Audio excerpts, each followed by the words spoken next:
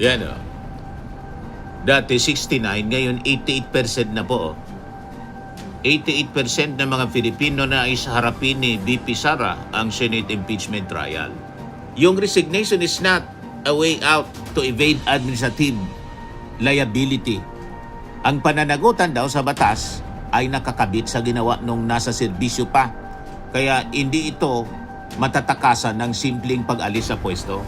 Sa pwesto, removal, ang isang nag-resign na opisyal, maaari pa rin siyang ipataw ang parusang panghabambuhay na diskwalifikasyon sa pagtakbo sa anumang posisyon sa gobyerno. Kaya malinaw mga kababayan yung prinsipyo dito.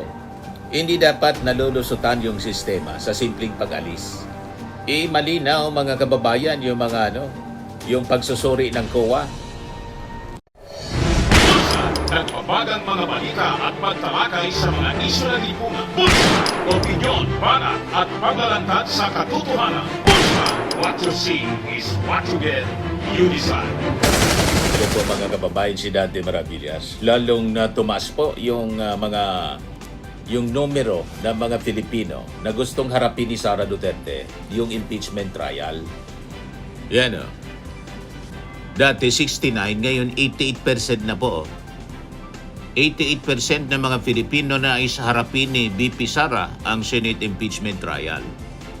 So sabi dito sa report ng DCMM, lumabas sa bagong survey ng Tangere na 88% ng mga Filipino ang nais na harapin ni Vice President Sara Duterte ang impeachment trial sa Senado. Kapag 88% na ng mga Filipino ang nagsasabing humarap ka sa impeachment trial, hindi na yan simpleng opinion lang ng iilan. Hatol na yan ng public conscience na sawa na sa palusot, sawa na sa pa-victim at sawa na sa style na laging may script pero walang sagot ayon kay Deputy Speaker Paulo Ortega IV. Hindi po pwedeng umiwas si Sara Duterte. Kailangan talaga harapin niya. Lalong lumalakas yung duda ng publiko na talagang guilty si Sara Duterte. And this time, pinag-uusapan nga po ang posibleng lusot ni Sara, ng kampo ni Sara. Pinag-isipan na siguro na mag-resign na lang si Sara.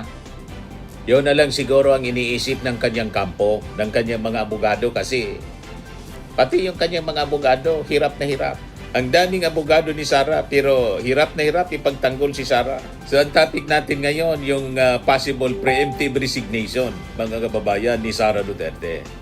Pero sabi po ng mga nakakaunawa, ang possible na pag-resign mga kababayan ni Sara Duterte, hindi po siya escape button. Hindi siya immunity.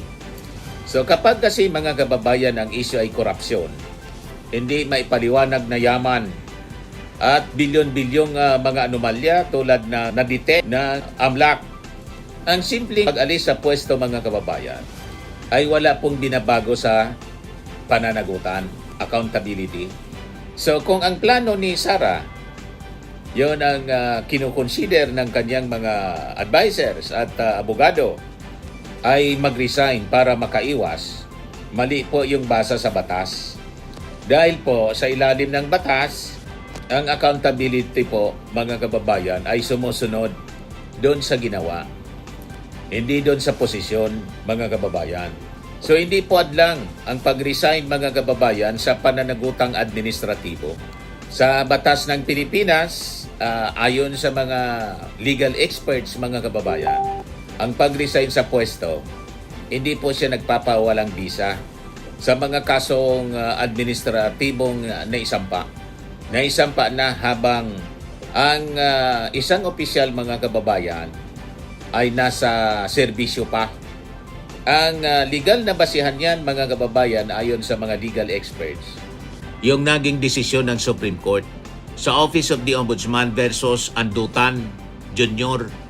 Ang jurisdiksyon ng Ombudsman ay hindi nawawala dahil lamang sa pagbitiw sa tungkulin ng isang opisyal. Yung resignation is not a way out to evade administrative liability. Ang pananagutan daw sa batas ay nakakabit sa ginawa nung nasa serbisyo pa. Kaya hindi ito matatakasan ng simpleng pag-alis sa pwesto. Tapos, Walang takas, madaling sabi mga kababayan. So sa simpleng salita, kahit umalis ka sa posisyon, ahabulin ka pa rin ng kaso. Madaling sabi, hindi nabubura ang kaso dahil sa kanyang pag-alis. Hindi nawawala yung investigasyon. Hindi natatapos yung accountability, yung pananagutan mga kababayan. So ito yung maling akala ng marami na parang lag out yung resignation.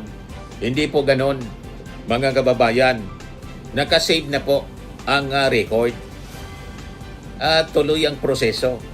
Ganon ang mangyayari mga kababayan kay Sara Duterte. Ito mismo yung pinaliwanag mga kababayan ni Congressman Joel Chua ng Maynila na isang abogado.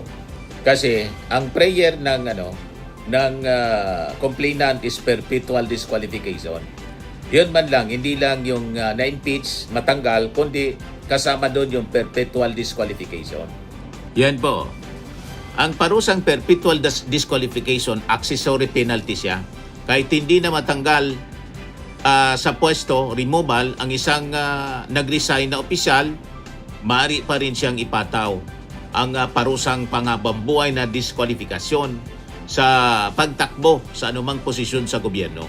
Ang legal na basihan nito sa ilalim ng Rules of Procedure of the Office of the Ombudsman, ang dismissal mula sa serbisyo ay may kasamang accessory penalty mga kababayan na perpetual disqualification, told office at forfeiture of benefits. So ito yung pinakamahalagang punto mga kababayan na hindi kayang takasan. Hindi mo kailangang ma-dismiss para ma-disqualify. Kahit resign ka, pwede ka pa rin pagbawalang habang buhay. Meaning, hindi ka na pwedeng tumakbo kailan pa man. Kahit kailan, Kaya kung guilty ka, tapos na yung political career mo. Iyon ang mga kababayan, destiny ni Sara Duterte. Ngayon, bakit niya Mr. Maravillas ganun? Ang layunin po kasi ng impeachment ay para proteksyonan ang Estado. Kung ayaw ng isang opisyal na mag-resign na lang para makatakbo uli, mababaliwala po yung diwa ng accountability na itinakda po ng saligang batas. Hindi po pwedeng gawing exit strategy kung yun ang iniisip ni Sara ng kanyang kampo para mag-resign na lang, para takasan yung impeachment. Hindi pwedeng ganon. Kasi po yung impeachment, hindi lang yun dinisinyo para tanggalin ka. Ito ay para pigilan kang bumalik. Protection po siya, mga kababayan ng publiko, laban sa repeat offenders. Kasi maulit lang. Di ba? Kung hindi i-disqualify perpetually, tatakas lang siya mga kababayan sa pamamagitan ng pag-resign tapos tatakbo, maulit. Kaya malinaw mga kababayan yung prinsipyo dito. Hindi dapat nalulusutan yung sistema sa simpleng pag-alis. Malinaw mga kababayan yung yung pagsusuri ng COA doon sa pondo, sa confidential funds na umaabot sa 448 million pesos yung na-disallow. Ayan po, 448 million disallowed ayon sa ulat ng Abril 2026. Maaring maging basihan ng mga kasong kriminal tulad ng plunder o malversation. Yung legal basis niya mga kababayan, sa ilalim ng Presidential Decree number 1445, ang mga disallowed na pondo na naging final and executory dapat ibalik ng personal ng opisyal. Ang hindi pagpapaliwanag o hindi pagbabalik ng disallowed funds ay hindi lamang isyong administratibo. Ito'y maaring maging basihan ng kasong kriminal na may parusang habang buhay na pagkakakulong at perpetual disqualification. So ito ay pinakang seryosong layer yung criminal liability.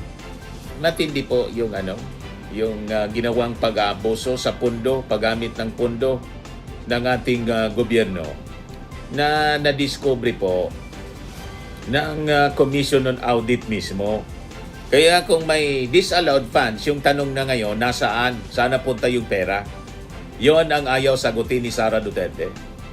So ito po, sabi ng mga legal experts, klaro na kasong plunder in malversation po. Kaya yung nabulgar mga kababayan sa investigasyon, doon sa hearing ng Justice Panel, ang daming pumasok na pera sa bank accounts ni Sara. Hindi lang milyon, bilyon. In and out. Tapos, nang tingnan mga kababayan yung SALN, from 2019, walang cash on hand, pati cash on bank. Pero, tumaas yung yaman ni Sara, 88 million. Tumaas yung yaman, zero yung cash. Hindi tugma. Sa accounting, mga kababayan, simple accounting, imposibleng lumaki yung net worth na walang cash na dumaan. So, dalawa lang yung tanong dito, saan galing? At ngayon, nasaan? So, kung walang malinaw na sagot, mga kababayan, dito yung kampo ni Sara, si Sara mismo, automatic siya red flag. Red flag siya ng hindi maipaliwanag na yaman. Unexplained wealth. Yan mga kababayan, yung AMLAC findings, 6.7 billion. Yung suspicious transactions, mga kababayan.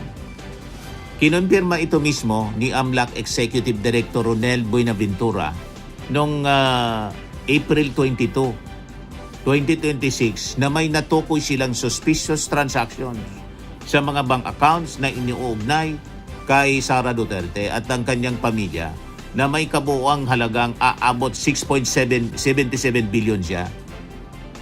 Sa ilalim ng Republic Act 9160, Anti-Money Laundering Act, ang AMLAC ay may kapangyarihang magsiyasat ng mga transaksyong walang malinaw o legal na pang-ekonomiyang basihan.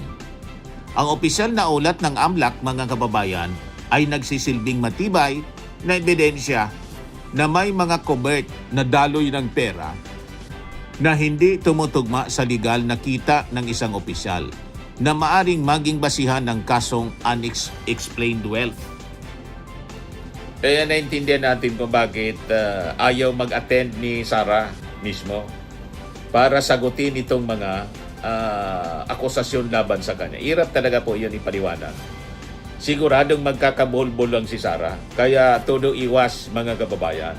Ayaw mag-attend.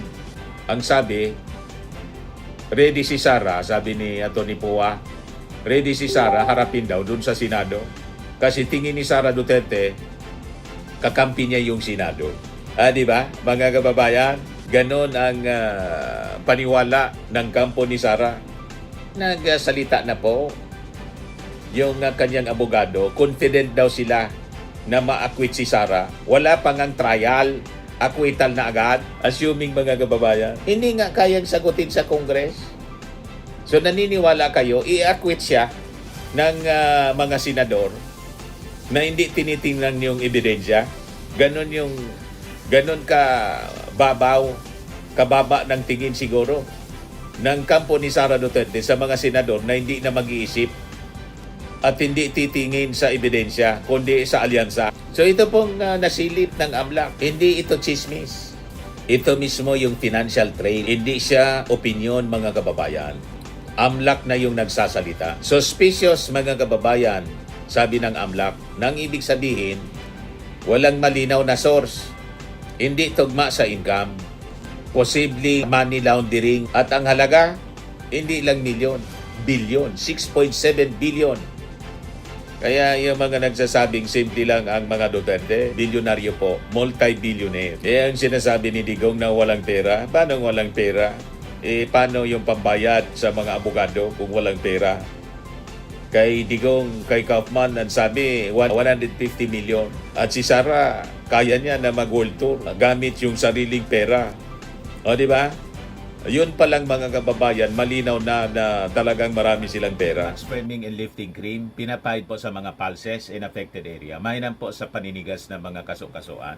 Ito naman po, Automax Radiant Serum. Sa mukha naman yung application, anti-aging po siya. You will look 10 years younger than your age. Sa mga cancer patients naman po, baka lang gusto ninyo itong itry. Neng siya red mixed fruit drink. Hindi mo po siya gamot, food supplement siya. Kaya lang, gawa siya, mga kababayan, sa goji berry. Yung goji berry may anti-cancer properties. O ngayon, yung mga inquiries ninyo, dumiretso na lang kayo sa aming messenger sa Facebook para masagot namin agad. Ayos pa? Ayos na ayos niya, Mr. Maravilla. Sa mga naghanap po ng malinis and spacious fitness gym, pumunta lang po kayo sa aming Colossal Fitness Gym. May Grab car rental din po kami. But anyway, ito po pala yung aming bagong product na binibenta online. I am worldwide amazing pure organic barley powdered drink mix from Australia. Negosyo to ng aking anak na architect entrepreneur Riz Maravillas. Ayan po. Kontakin na lang po ninyo siya, Riz Maravillas on Facebook. Ang mga health benefits niya: boost immunity, improves digestion, enhance energy levels, packed with antioxidants, prevent cancer. Ito naman po yung bago naming product na binibenta online. Eye Glow Serum, whitening po siya. Tingnan ninyo yung epekto sa aking anak na architect before and now. Yung mga inquiries po ninyo, dumiretso na lang kayo sa kanyang Facebook account, Riz Maravillas.